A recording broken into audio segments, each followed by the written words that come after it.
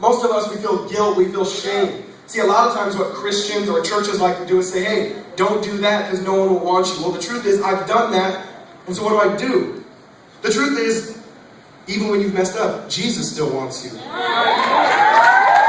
Jesus still wants you. Everyone, whether in their heart or in their actions, is dirty.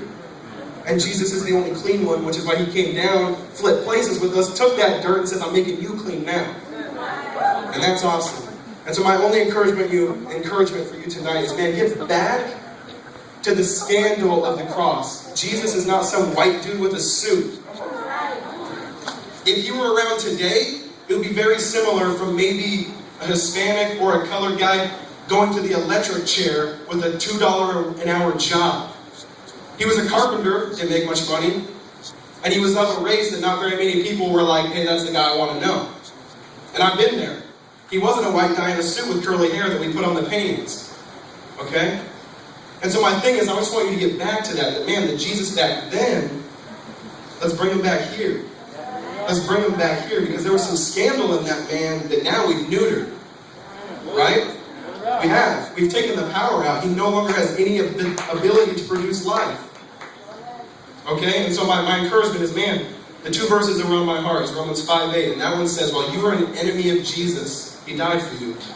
It doesn't say after you clean yourself up, after you stop looking at porn, after you stop sleeping around, and then you go to church, and then you start praying, and then you give to the poor, then God wants you. That verse says, while you are spitting in his face with your actions, living in rebellion, he says, I want that one right there. Amen. And I don't know about you, but no one in my life showed me that type of love. The love I saw my whole life was, you got to be good enough. Or when you're not, I don't want you anymore. And God flips that and says, even when you're filthy, I want you. And the awesome part about that is when you get that, you don't have to hide. You don't have to hide. Because that verse says, the only qualification for you to be worthy of his love is to not be worthy. And we're not worthy, and I'm going to boast in that because he paid for it. It's not about my behavior, it's about his. Amen. Jesus. And so I'll leave you with this.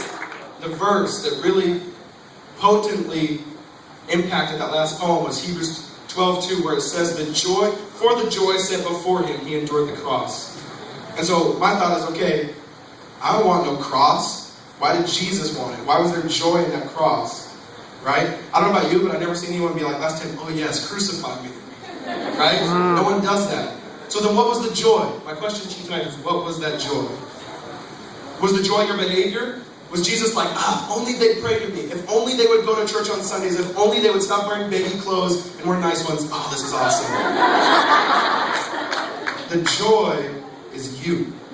Not what you do. The joy is you. And see, the hardest thing for us to give Jesus is us. We'll give him our things, but we don't want to let him in the deep parts of our soul. And so my plea to you guys, man, just open up. Just live in the reckless abandon of his grace. Because when you dive off that cliff and you go into that ocean, there's nothing like it. And yes, it's scary, but yes, it's awesome. Yes, it's awesome. So that's all I got for you tonight. I'd love if you want to maybe